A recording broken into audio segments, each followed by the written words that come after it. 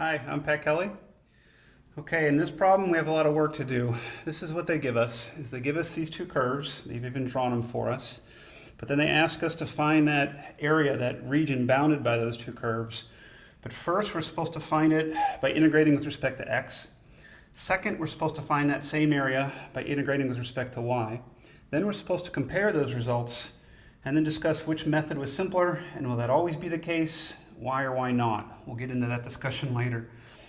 So let's start with that first task of ours to find that area, but specifically we're told to do that by integrating with respect to x. Okay, so I think a good place to start might be the formula that we would have learned here. The area is equal to the integral of a to b, f of x minus g of x dx.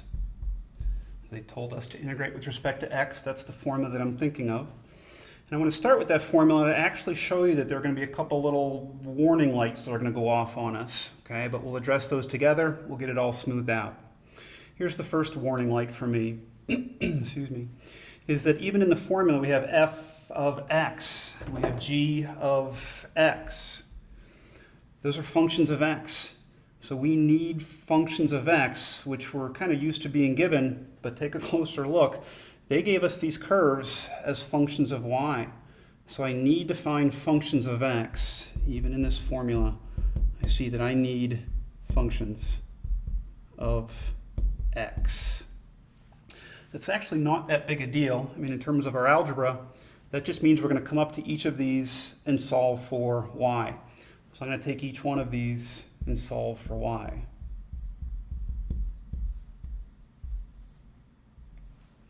So you can see that the first one that I'm going to attack, if I solve that for y, y just equals x plus 2. I'm going to keep going along those lines, but let me share with you some of the other warning lights that are going off for me. So back to this formula. These are going to be functions of x, but specifically, f of x in this formula was supposed to be the top curve, and g of x is supposed to be the bottom curve. So if I come over here and take a look, those representative rectangles that we learned about in this section, you can see what we mean by the top curve and the bottom curve. But if I were to draw that rectangle over here, now the top curve and the bottom curve are the same. That's a little bit of a concern for me, but I told you that a couple of those wrinkles would kind of get ironed out at the same time. So as I'm going to get this other equation solved for y, we'll see how we're going to overcome this other issue. So let me come up to this top equation and solve it for y. My algebra here is not too bad. If I throw the y squared on the other side, subtract over the x. But then I need y alone, so I need to take the square root. But whenever I'm taking the square root, I need to worry about plus or minus. All right, and that's what I was mentioning with our other concern here is the top and the bottom curve are both this parabola, but the top part of the parabola is actually what we mean by the plus square root of 4 minus x, whereas the bottom part of the parabola is going to be the minus square root of 4 minus x. So I've even tried to represent this way. Y equals the positive square root of 4 minus x. Y equals minus square root of 4 minus x. Forgot to mention to just ignore that. We'll come back to that. That's something I know I'm going to need in a little bit. So what I found is this parabola curve can be represented by two different functions of x. The top part of the parabola and the bottom part of the parabola. Okay, then getting back to my formula, I'm feeling a little bit better in terms of deciding what's on the top and what's on the bottom, and I'm feeling a little bit better in terms of having them written as functions of x. And there's one other thing I might be a little bit worried about. In the formula we have that little a and little b, the limits of integration. That usually just means how far over to the left. What's your lowest x value? That would be my a. How far over to the right are you going? That'd be my upper limit of integration.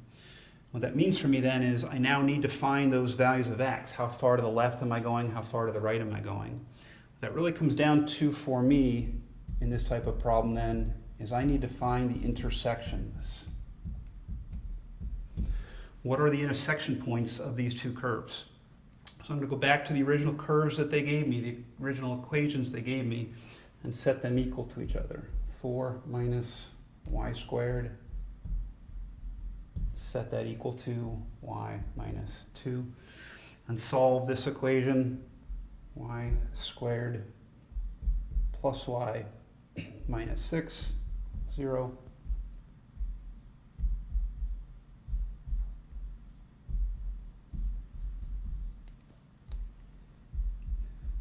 Solving for y, not too difficult algebra. But those are the y coordinates for those intersection points. I've already figured out that I need the x coordinates. I need how far to the left in terms of x do I need, how far to the right in terms of x do I need.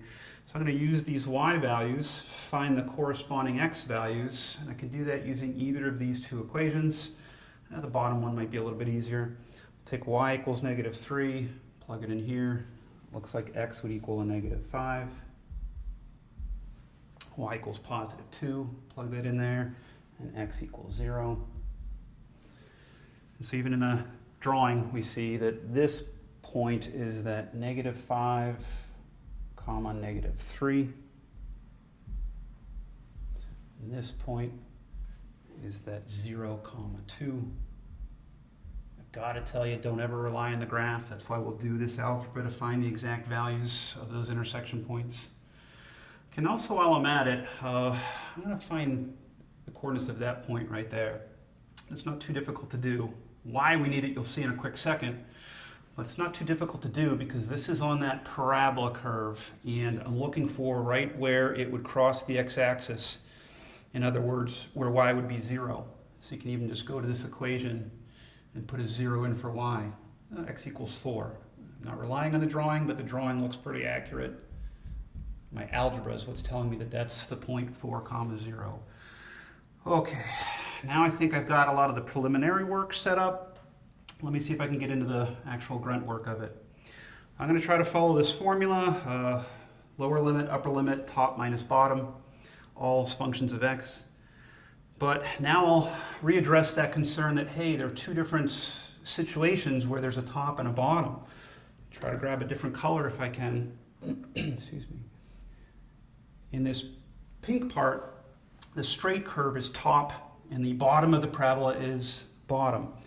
In this blue part, that's where things kind of shifted for us, and the top of the parabola will be the top curve and the bottom of the parabola will be the bottom curve.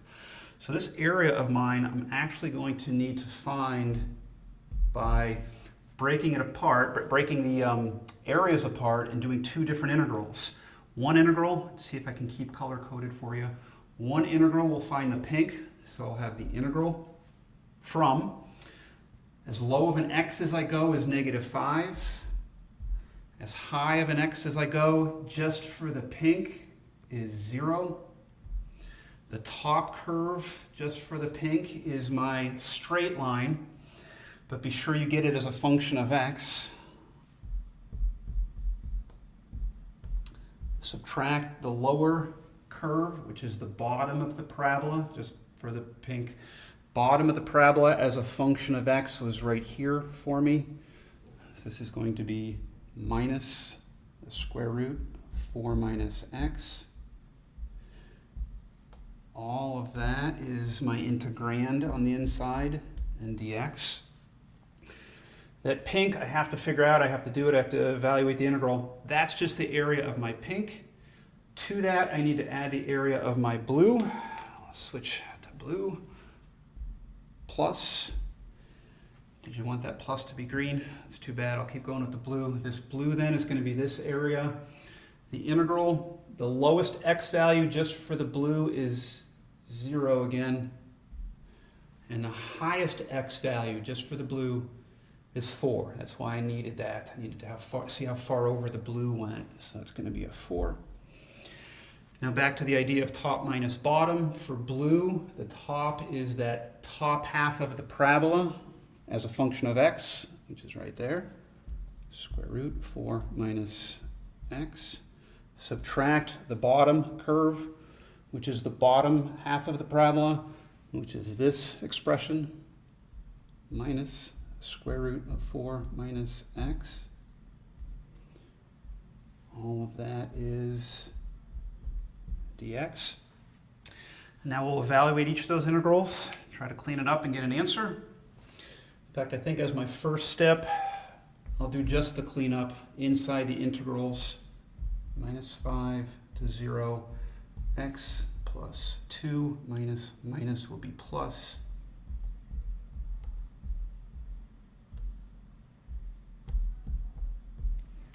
And then we have plus the integral 0 to 4. This was a square root of 4 minus x minus a minus another square root of 4 minus x. So I actually just have 2 square roots of 4 minus x dx. Okay, a little cleaned up, and now I'll try to evaluate each of those integrals. My first step here actually is to do each of the integrals like x goes to x squared over 2 plus 2x plus the integral of this radical 4 minus x. That's why I already kind of did this ahead of time for you. The integral of square root of 4 minus x does equal this, minus 2/3 parentheses 4 minus x, all raised to the 3/2 power. You should check me on that. It's just a u substitution problem. But I'm going to grab that answer here then of a minus 2/3 parentheses 4 minus x raised to the 3/2. And then I have to remember this is a definite integral, so I'm evaluating all of this from negative 5 to 0. So I'll try to do in my next step.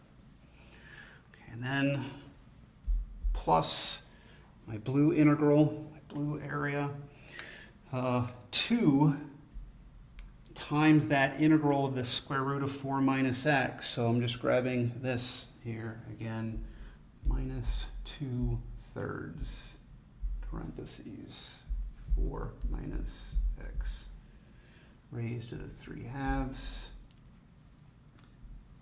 And I need to evaluate that from 0 to 4. Okay, now this will end up equaling, if I start to plug in my limits of integration, the upper limit for the pink is 0, so 0 squared plus 0 minus, all right, 4 minus 0 is just 4. Raised to the 3/2 power, that means the square root of 4 is 2, but raised to the 3 power is 8. That's going to be a minus 16/3. Subtract what happens when you plug in the lower limit of integrations. So we're plugging in the minus 5, we're going to get 25 halves minus 10 minus 5 into the parentheses. That's a negative 4 minus a minus 5, so plus 5, that's a positive 9. Square root is 3. Cube goes to 27, but then divide by 3 goes back down to 9. Minus 9, I already divided by that 3, so multiplied by 2, minus 18. Put it in parentheses, even just to kind of keep your bearings, that first parentheses is the top limit. Subtract what happens. Second set of parentheses is the bottom limit. Plus, and then I'm going to have a minus 4/3. Just doing the constant work first here. Now I'll plug in the upper limit of 4. 4 minus 4 is 0. Subtract. Plugging in a 0. 4 minus 0 is 4. Square root of 4 is 2. And then that's 8. And that's all there. Tedious arithmetic, but we can work through that. You can get common denominators. You could resort to a calculator if you wanted to. I've done it ahead of time, and this does equal 125/6. You should verify that. So that's my answer for that area, the total area, and I'm doing that by integrating with respect to x. And I also now have to integrate this with respect to y and compare. But we now have an answer for with respect to x, our area was 125.6. See if I can save that so we can compare. But in my next video, I'll clear the board and I'll try to do the same area integrating with respect to y.